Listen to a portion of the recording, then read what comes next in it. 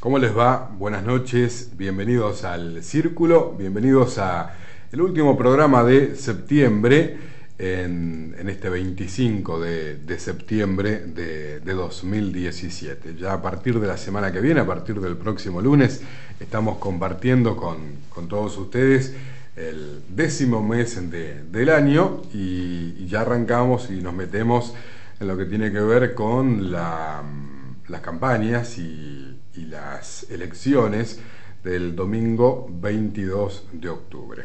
Se hizo largo el tramo agosto a octubre, algunos sobrevivieron, otros se están preparando y otros viven resignados este tramo final de octubre con las esperanzas, de generar un milagro, otros de mantener la diferencia, otros de acortar esos números. En fin, octubre va a ser un mes donde en materia de campaña política me parece que van a jugar todos los partidos, todo lo que tienen, lo mucho o lo poco, para las elecciones a nivel local, aquí en San Antonio de Areco a concejales, y también por supuesto las elecciones en la provincia de Buenos Aires, a la cual siempre denominamos la madre de todas las batallas, por la cantidad de votantes que tiene la provincia más grande de nuestro país, pero también no hay que perder de vista cómo se conforma el mapa en la República Argentina, porque termina el 22 de octubre, y de acuerdo a ese resultado ya se empieza a armar para el 2019, porque en realidad cuando uno empieza a armar el mapa político de los partidos políticos y lo que tiene que ver con las propuestas, ya hay muchos que están pensando en el 2019. Mañana es el Día del Empleado de Comercio y desde aquí queremos saludar a todos los empleados de comercio de San Antonio de Areco, a todos aquellos que todos los días laburan en los comercios de San Antonio de Areco, a todos aquellos que han apostado a tener un comercio en nuestra ciudad, y también sobre todo queremos saludar a aquellos que nos acompañan publicitariamente todos los lunes, que nos acompañan publicitariamente todos los días en la radio, en nuestra página web, en www.radioareco.com.ar, y que hacen, sabemos, un esfuerzo enorme por acompañarnos, por difundir, por promocionar sus productos, y uno lo agradece muchísimo, porque nosotros somos un medio que dependemos del comercio de San Antonio de Areco, de los negocios y de las empresas de nuestra ciudad, y gracias a ustedes la radio se mantiene viva desde hace ya muchísimos años, 47 años, y aquí también en la pantalla de Canal 7 en esta 5ª temporada, que por otro lado empezamos a despedir septiembre y ya nos metemos en los últimos 2 meses y medio, 3 meses de esta temporada 2017. Saludo también especial a Alberto, que está escuchando y que está mirando el programa, y le mandamos un cariño muy grande y le agradecemos que siempre el hombre nos atiende muy pero muy bien. Así que Alberto, un saludo grande. El lunes pasado me olvidé, este lunes cumplo con la deuda. Una semana decía que tiene en materia de política muchas cosas, algunas nos gustan y otras no.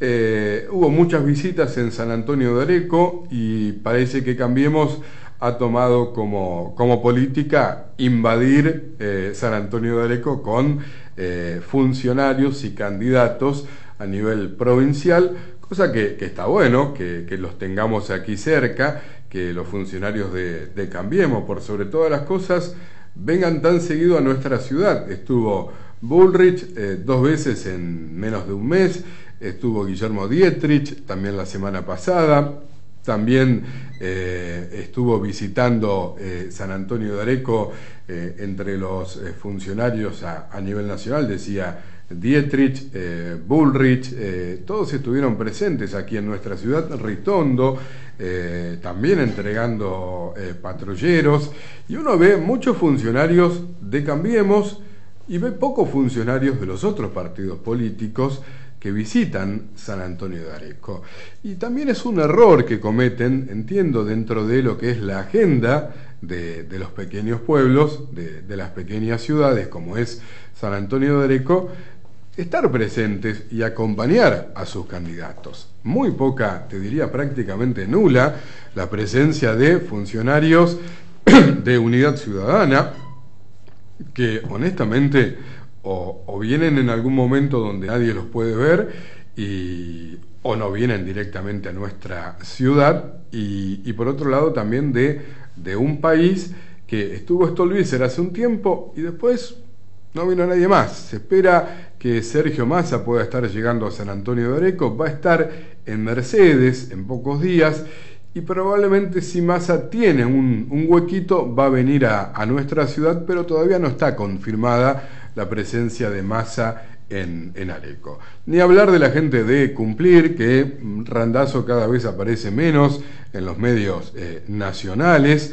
Randazzo ha sido uno de los que más ha perdido en la elección de agosto, y ya está pensando en el armado para el año 2019 y no tanto para las elecciones de octubre. Con lo cual uno empieza a notar, sobre todo en aquellos legisladores que forman parte de la segunda sección electoral, que el acompañamiento a aquellos que son candidatos a concejales a nivel local y consejeros escolares no lo tienen los funcionarios, y esto de alguna forma también los deja solos, y queda un mensaje en donde los funcionarios locales terminan solos en una campaña electoral que ha sido muy difícil por la polarización que se dio en el mes de agosto, y que ha dejado un resultado que ha sorprendido a propios y extraños, sobre todo por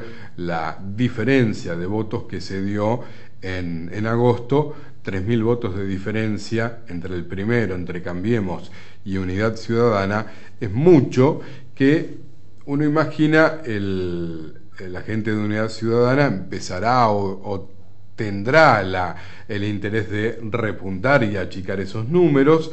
Sabemos también que en el círculo íntimo de Unidad Ciudadana ya dan por perdida esta elección y están tratando de ver de qué manera cierran este año 2017 y el 22 de octubre, si en un escenario de 5-2, y un escenario de 4-3, o si de alguna manera también se pega el zarpazo en un país y se puede ubicar a un concejal llegando a los 2.100, 2.200 votos, que no está tan lejos la gente de un país, y está sí mucho más lejos Unidad Ciudadana de poder ratificar de poder llegar a los 4 concejales, ni hablar de dar vuelta una elección, que entendemos Unidad Ciudadana ya la da por perdida, y el resultado que se espera en el mes de octubre es, bueno, cómo termina la cosa, si termina con más diferencia Cambiemos,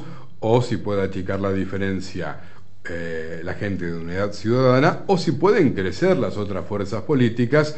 Tampoco nos olvidemos de un país, de Cumplir y del FIT. Digo esto porque muchas veces creemos o muchas veces creen los dirigentes políticos que manejan o que pueden manejar la capacidad de intención de voto que tienen aquí en San Antonio de Areco todos los vecinos. Y en realidad esto no es así, porque puede haber alguna que otra sorpresa, puede ser el número distinto en el mes de octubre, y creer que esta elección ya está ganada por amplia diferencia sería un grave error de Cambiemos.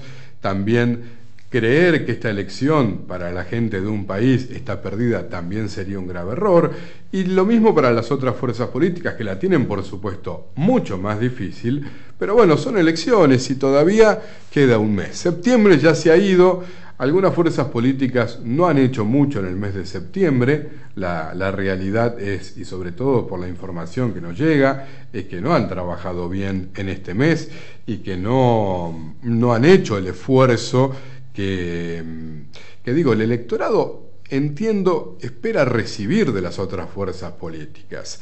Es decir, bueno, hemos hecho una mala elección en el mes de agosto, pero tenemos todo septiembre y parte de octubre para recuperarnos, y muchas fuerzas políticas nos da la sensación, utilizando términos pugilísticos, que han tirado la toalla y que esta elección termina dirimiéndose entre dos fuerzas políticas. Uno cree que el electorado de San Antonio de Areco es inteligente, que entiende perfectamente el rumbo que quiere darle a San Antonio de Areco, que comprende los errores y comprende también los desaciertos que ha tenido el gobierno municipal, que ha manifestado el enojo por muchas situaciones, siempre lo hemos manifestado, la actividad o las tasas como las han diagramado en estos últimos años han sido muy duras para todo San Antonio de Areco, no solo para los que más tienen, los que menos tienen y los que tienen un poco.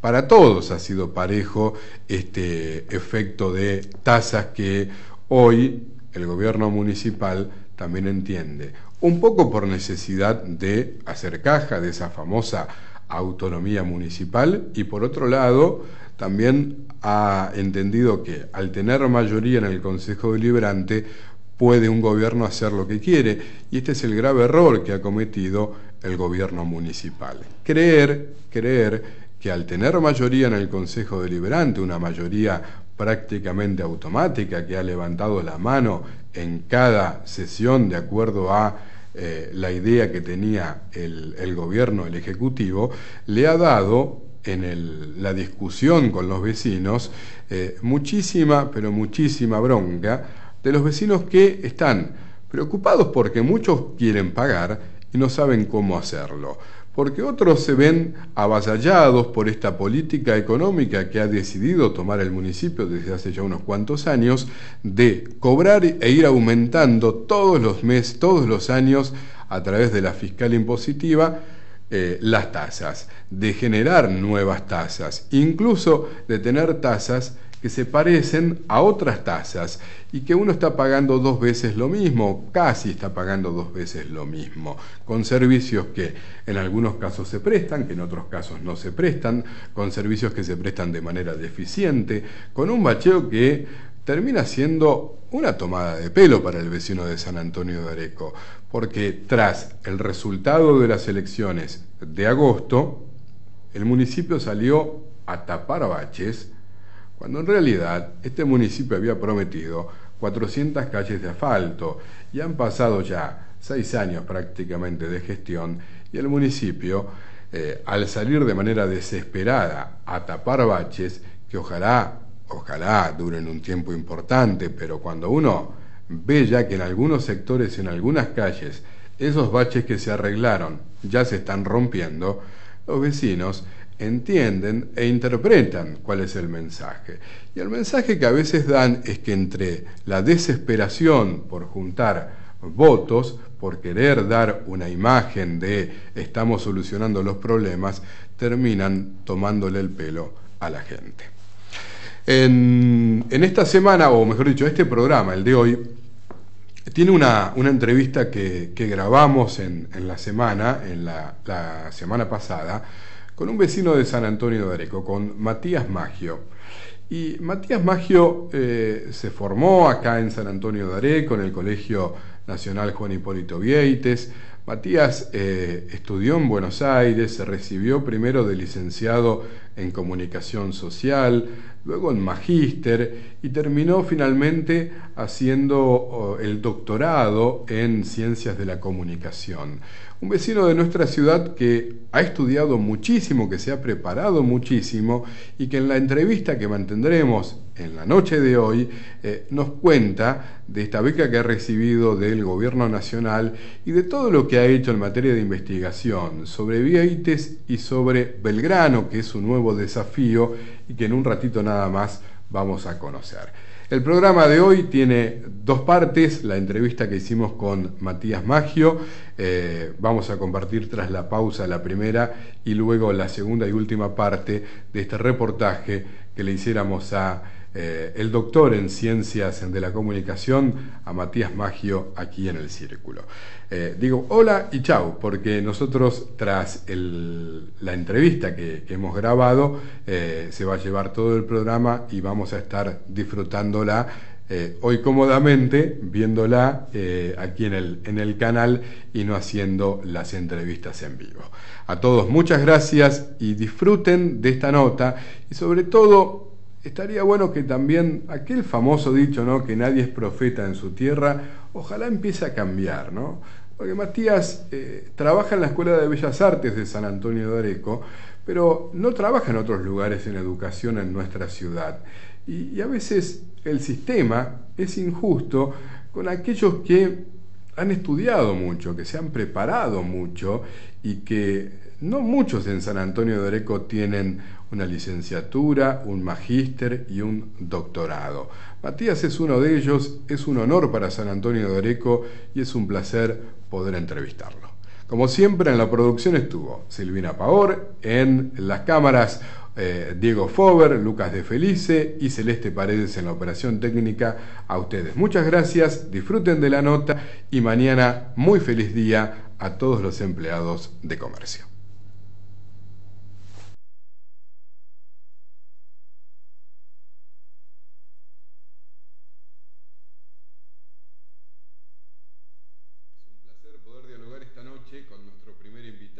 Matías Maggio, a quien ya saludamos. Matías, muy buenas noches, ¿cómo andás? Bienvenido al Círculo. Muchas gracias, Eva, por la invitación. Por favor, Matías le contamos a la audiencia, licenciado en Comunicación Social, egresado de la UBA, de la Universidad de Buenos Aires, es magíster en Historia y además también tiene el doctorado en Ciencias Sociales, también otorgado por la UBA. O sea que el hombre ha estudiado, ¿sí?, gran parte de su vida para llegar, ¿no?, a estos títulos, y mucho esfuerzo y mucho sacrificio. Sí, tal cual. Y la verdad que es reconfortante porque gran parte de las investigaciones que hice en este camino académico están ligadas a San Antonio de Areco, porque la mayor parte de los textos trabajaron sobre Vieites, sobre el semanario de Agricultura, Industria y Comercio que publicó Vieites entre 1802 y 1807, y ahora sigo trabajando con el mismo periodo colonial sobre la cultura impresa, pero con el Correo de Comercio de Belgrano, que es el periódico que le sigue. Antes de meternos puntualmente en la beca que te dio el Ministerio de Cultura de la Nación, ¿qué puntos encontraste en Vieites, ¿sí?, para investigarlo, y por qué la investigación sobre Vieites? Llega un momento en la carrera de la licenciatura donde tenés que sentarte a escribir una tesis de investigación. Para sentarte a escribir esa tesis de investigación te hace falta primero un tema y hacerles preguntas a ese tema que no se les haya hecho hasta ese momento. La verdad no sabía qué tema dedicarme a escribir, y mi abuelo Pepe Ramírez estaba escribiendo en ese momento su libro sobre historia de Areco, y en una librería de usados a la vuelta del departamento donde vivía encontré una antología del semanario de Vieites que había publicado en el 56 Félix Weinberg en la editorial Raigal, que era una editorial dedicado a estos temas, una editorial de cuño radical, y se lo regalé.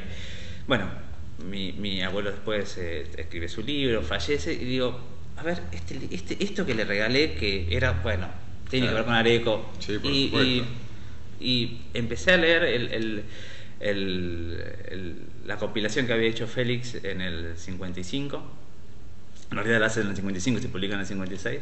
Y después, bueno, lo conozco a Félix Weinberg, y tuvimos unas charlas muy interesantes, porque yo trabajaba en Buenos Aires en una librería y él terminó siendo cliente de esa librería, así que ahí lo conocí a Félix. Y bueno, y ahí fue que me encontré con la fuente, y el problema era, bueno, ya tengo la fuente, ahora ¿qué preguntas le hago? Claro. Y ahí fue que empecé a preguntarle algunas cuestiones que no se les había preguntado al periódico de Vieites, que tenía que ver con la cultura popular, con la educación, con temas que estaban ligados a la lectura. Y bueno, y ahí empecé a trabajar con Vieites y hacerles preguntas que tenían que ver con las lecturas que hacía Vieites, con el tipo de obras que él se había suscrito para poder publicar ese periódico, con las cartas que recibía, con las cartas ficcionales que él publicaba dirigiéndolas a un supuesto hermano cura que tenía en la campaña. De hecho, él tenía un hermano que se llamaba Ramón y no Anselmo, como que aparece en el periódico. Y después, bueno, me fui encontrando con algunas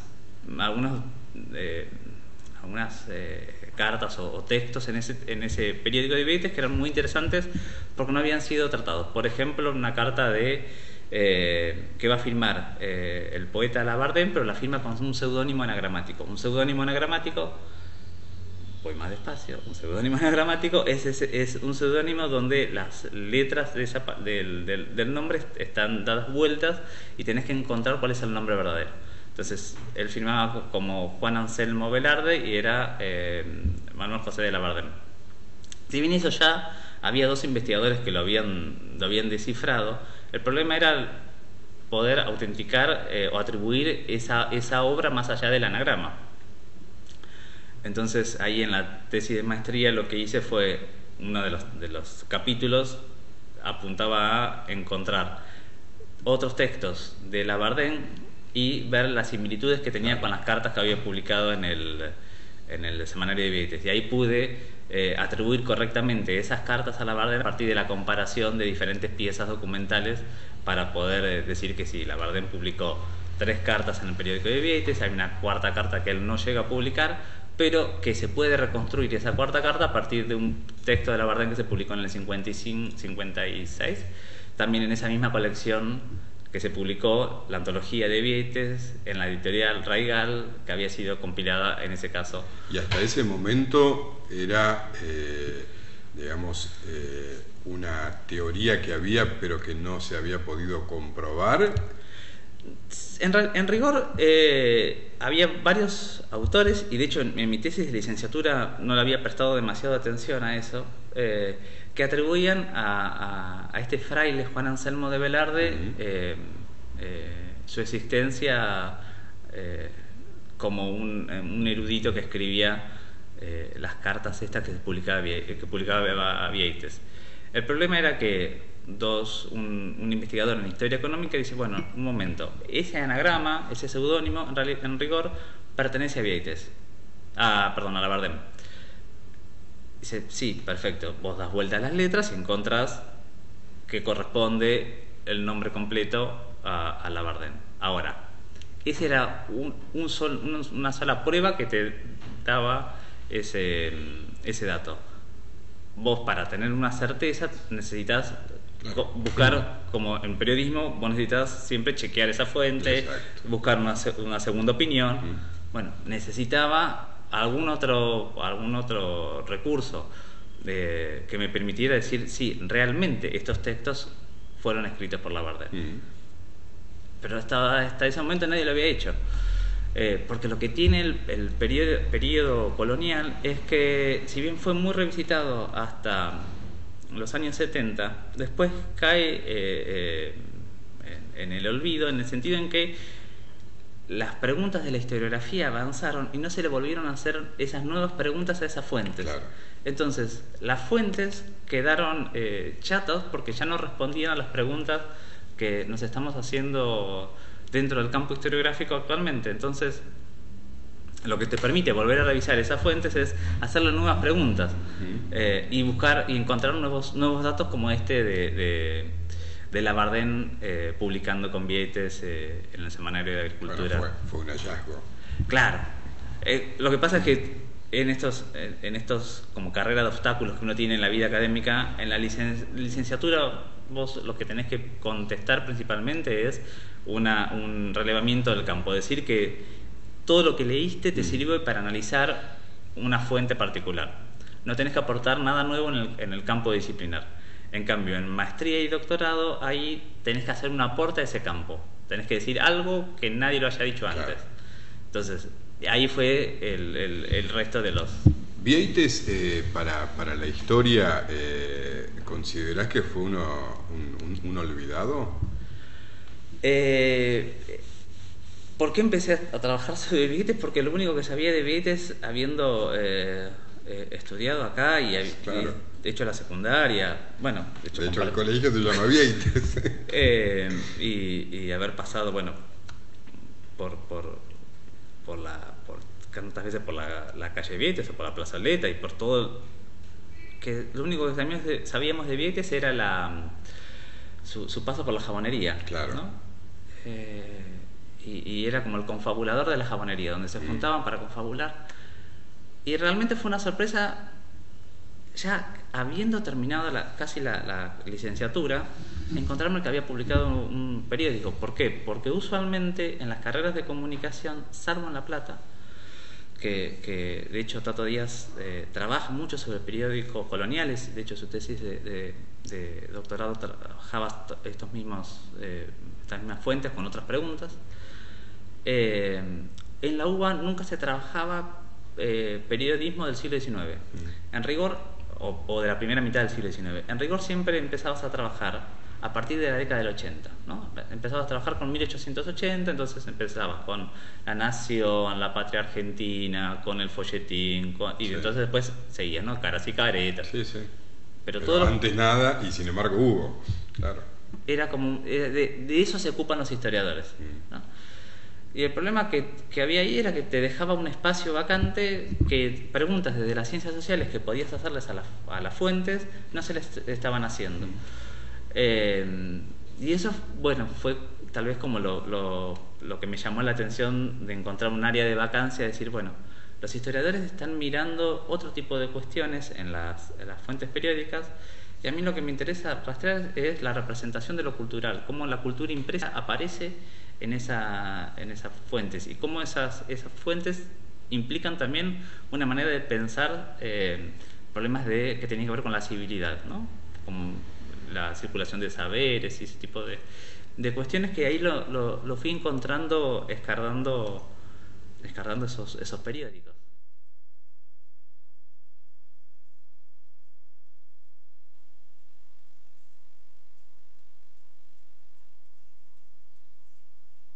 Bueno, en realidad lo de Vieites es interesante hablarlo, porque uno entiende que sí, tenemos la calle Vieites, la avenida Vieites, tenemos el monumento a Vieites, hablamos de la jabonería de Vieites, pero en Areco no se ha hablado mucho de Vieites. De hecho el colegio se llama Juan Hipólito Vieites, pero es como que hubo, incluso también en nuestras leyendas urbanas, si querés, como un olvido o saltear la página.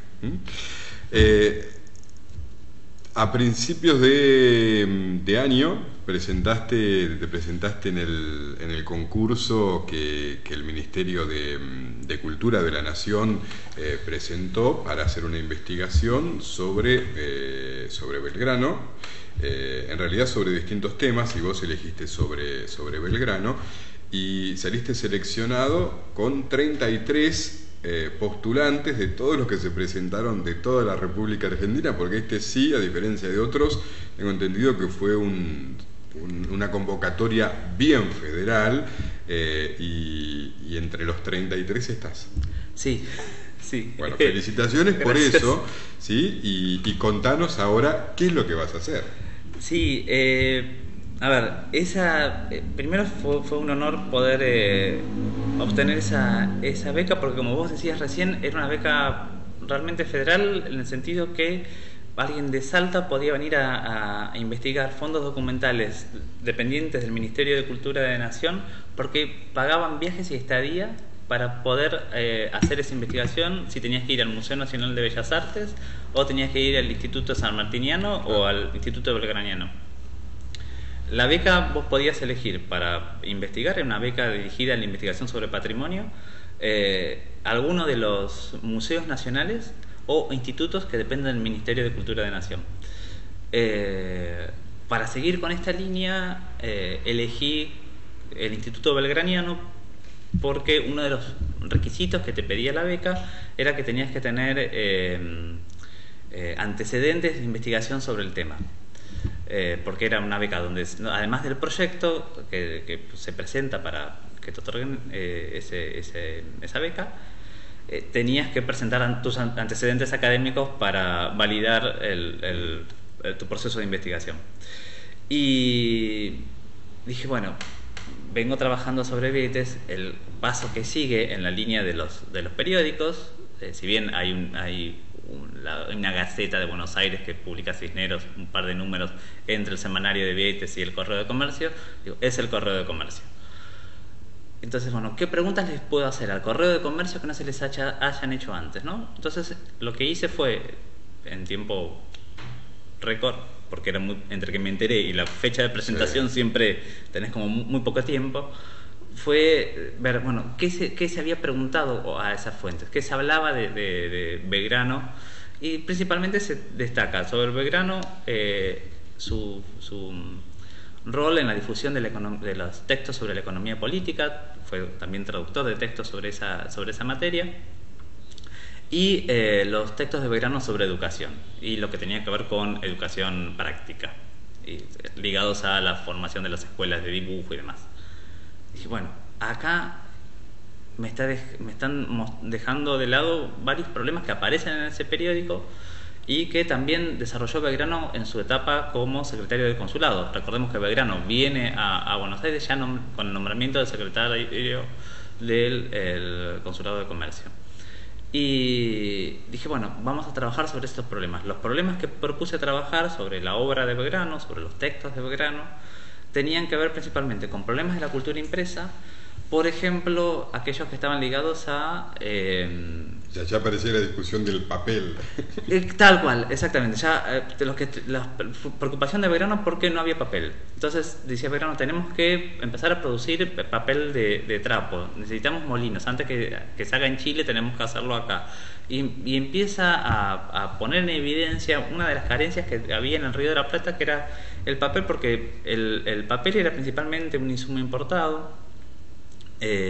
Y tan problemático era esto que hay avisos en la Gaceta y en los periódicos que salieron después de 1810 donde comerciantes pulperos compraban libros para romperlos, para sacar los pliegos de las hojas del libro y armar, como te contaba la vez pasada, ¿te acordás de Emilio que hacía los paquetitos cuando compraba galletitas? Sí. Bueno, los cartuchos, eso llamaba cartucho. Entonces, vos imagínate que agarras un libro de acá, lo rompes para armar un cartucho para vender algo en la pulpería. Sí. ¿No? Porque no había este tipo de papel, y el papel estaba obviamente graduado por las calidades que tenían que ver con la blancura de ese papel, ¿no? Las que servían para carta y para otros tipos de insumos ligados Igual también imagino que, no sé si fue así, pero hay una cuestión de cuanto más caro es el papel, más selecto es el grupo de consumidores, y dejo afuera un montón de gente que pueda acceder al conocimiento o a la información. Sí, también otro de los puntos que hay que tener en cuenta era que los textos estaban ligados principalmente a una élite letrada que eran... Pensá que el promedio de los suscriptores era entre 250 y 300 suscriptores a los que se dirigían con esos periódicos, ¿no? Y después establecían como estrategias de lectura colectiva. De hecho, tanto Vieites propone, por ejemplo, que los párrocos a la salida de la iglesia lean en voz alta aquellas consignas para mejorar la agricultura que él proponía en su periódico, para que los chicos pudiesen aprender los nuevos métodos de labranza y que no se sigan usando los métodos que se transmitían de generación a generación, de padres a hijos, y había que aprovechar a los chicos antes que esos métodos generacionales hayan inculcado en su saber de transmisión oral. Entonces aparecía también la figura del lector colectivo. Y esto que vos decís es cierto, porque lo que va a pasar es que aumentan también los costos de papel. Por ejemplo, hay discusiones sobre la cantidad de pliegos que van a poder usar por el costo. Y en el caso de Belgrano, uno de los temas que también aparece, además del problema del papel, son problemas que tienen que ver con la imagen, con problemas de la imaginación. De hecho, hay un texto en el Correo de Comercio, que se llama Contra la Imaginación. Y era un texto que, si bien todavía no está como cerrado lo que te voy a decir, pero era un texto que Leopoldo Lugones dice que Belgrano se lo copió a Montaigne, pero en rigor, si vos empezás a leer ese texto y usás algunas herramientas digitales y buscás los periódicos a los que Belgrano se había suscrito a finales del siglo XVIII, para finales de 1700, Belgrano se suscribe en el consulado al Semanario de Agricultura e Industria dirigido a los párrocos, que era un diario español. Y en ese diario español aparece parte de lo que él cita en ese texto que él escribe contra la imaginación. Entonces, también estas discusiones que vos mantenés con otros autores, en este caso como Lugones, que decía que Belgrano, el autor del texto, se había copiado de Montaigne, y en realidad lo que toma Belgrano es otro periódico al que se había suscrito casi 30 años antes. Y ahí también lo que tenés es la fugacidad de ese concepto de noticia que hoy pensamos que es esto que es, si querés, como efímero y demás. Y los periódicos en esos periodos publicaban textos que tenían que ver con otro tipo de discusiones y no ligados a los eventos, ¿no? Claro, porque de fondo lo que había era también pensar en cómo se iba desarrollando este país y de qué manera un medio de comunicación podía insertarse y ayudar al desarrollo de ese país. Sí, tal cual. A ver, esto que vos decís es así, si bien hay como algunos problemas, porque el principal eje que vos encontrás en el Correo de Comercio nunca aparece la Revolución de Mayo. O sea, el Correo de Comercio se empieza a publicar No sabemos si llovía, si había paraguas. Nada. Vos pensás que entre 1810 y 1811 de la Revolución de Mayo no aparece ni una noticia. Nada. ¿Por qué? Porque para eso tenías la Gaceta de Buenos Aires de Moreno, que Moreno sí, por ejemplo, te avisa que el 13 de septiembre, aprovechando que hace poquito, se iba a fundar la Biblioteca Pública de Buenos Aires, que de hecho es la única institución que sobrevivió fundada por la Junta de Gobierno. O sea, si vos pensás en los 200 años después que siguen de la Revolución de Mayo, la Biblioteca Pública de Buenos Aires, hoy llamada Biblioteca Pública Mariano Moreno, o la Biblioteca Nacional Mariano Moreno, es la única institución que sobrevive esos 200 años. Y como no puede ser de otra manera, es la única institución en esos 200 años que todavía no se sabe con qué libro se fundó. Porque no hay todavía estudios sobre el patrimonio documental con el que se fundó esa biblioteca. O sea, es que estaba pensando, toda esa documentación que está, por ejemplo, en el Instituto Belgraniano, Sarmantiniano, son los originales que se guardan ¿están en perfecto estado? No, a ver, ahí hay un tema. El Instituto Belgraniano no tiene una función de guarda patrimonial de estos documentos. En realidad lo único que tienen son copias facsimilares. Por ejemplo, vos podés consultar las actas del consulado, pero las consultás a través de las reproducciones facsimilares o de las reproducciones que hizo el Archivo General de la Nación en los años 40, por ejemplo. No tienen documentos originales. Esos documentos están en resguardo en el Archivo General de la Nación. Algunos están en el Museo Mitre, otros vas a encontrarlos en la Biblioteca Nacional, pero no hay registros de la época en el instituto, o por lo menos no en la primera relevamiento que hice, ¿no? Pensemos que esto es algo que, nos enteramos hace 2 semanas del tratamiento de esta beca, o sea que me falta todavía investigar mucho más sobre ese tema, ¿no? ¿Cuánto tiempo te dan para hacer toda la investigación?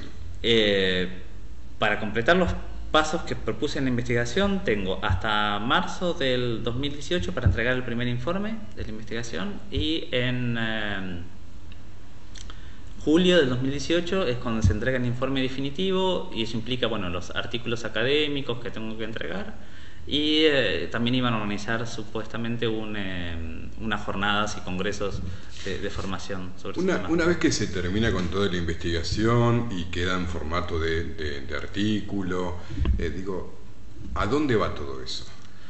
Bueno, yo previendo justamente es tu pregunta, en el proyecto lo que propuse fue que los artículos de investigación que iba a desarrollar en función de esa beca fuesen publicados en revistas de acceso abierto, revistas digitales de acceso abierto, para que puedan ser linkeadas desde la web del Instituto Belgraniano, y que cualquier persona que busque cultura impresa o que busque, no sé, algunos de los otros problemas que voy a abordar sobre la obra de Belgrano pueda acceder a través de la página del instituto, o que los pueda encontrar en repositorios como Dialnet, Google Scholar o cualquier otro repositorio de acceso abierto, para que se pueda acceder a esa información. Sí. Bueno, te espera mucho trabajo, mucha investigación, sí, pero felicitaciones. Muchas Yo gracias. entendía que está bueno que San Antonio de Areco, como hijo de San Antonio de Areco, y además te lo decía en la radio, nunca has perdido el contacto con San Antonio, porque siempre das clases aquí en la Escuela de Bellas Artes, y siempre estás de alguna manera ligado a San Antonio de Areco. Estás viniendo todas las semanas desde hace muchísimos años, pero bueno, uno también entiende que su actividad está centrada por ahí en la capital federal o en otros lugares donde está toda tu vida también, digo, pero es bueno que la gente de San Antonio pueda verte y saber qué es lo que estás haciendo. Gracias, Eva. No, gracias a vos, Mati. Por favor. Matías Maggio, con él dialogábamos esta noche en El Círculo.